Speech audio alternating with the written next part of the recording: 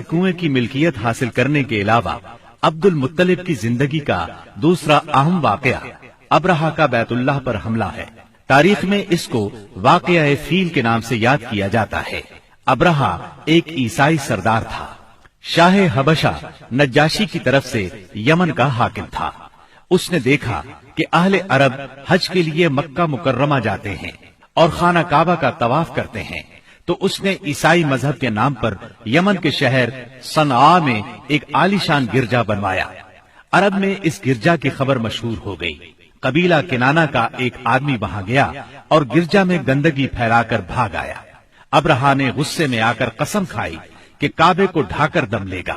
چنانچہ وہ ایک لشکر جرار لے کر مکہ مکرمہ کی طرف روانہ ہوا۔ راستے میں عرب کے جس قبیلے نے بھی مزاحمت کی، ابرہہ نے اسے تہہ تیغ کر ڈالا، یہاں تک کہ وہ مکہ معظمہ کے قریب پہنچ گیا۔ وہاں کے لوگوں کو اپنے ارادے سے خبردار کرنے کے لیے اس نے اہل مکہ کے جانور پکڑ لیے۔ ان جانوروں میں عبد المطلب کے 200 اونٹ بھی تھے۔ عبد المطلب کو ابرہہ کی چڑھائی کی خبر ملی تو وہ خانہ کعبہ کی دیواروں سے لپٹ گئے اور رو پڑے، اللہ سے اپنے گھر کی حفاظت کی دعا کی۔ قریش کے چند سرداروں کو لے کر ابرہہ سے ملنے کے لیے گئے اور اس سے اپنے اونٹوں کی واپسی کا مطالبہ کیا۔ ابرہہ ان کی بات سن کر حیران ہوا اور بولا، تم نے اپنے اونٹوں کی واپسی کی تو بات کی، کعبے کے متعلق ایک لفظ بھی نہیں کہا، میں تو یہاں کعبے کو ڈھانے کے لیے آیا ہوں۔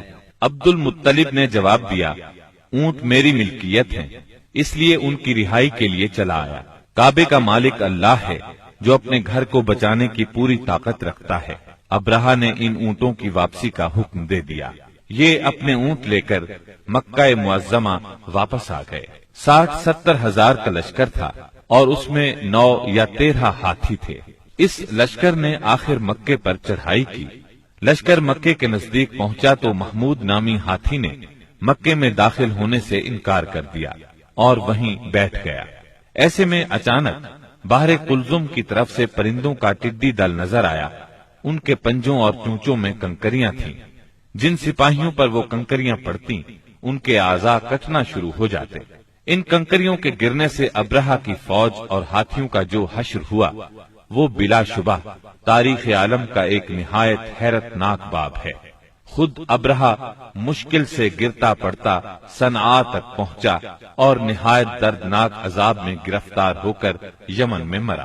عربوں کے ہاں اس سال کو عام الفیل کہتے ہیں۔ ایک مدت تک یہی تقویمی سال شمار ہوتا رہا۔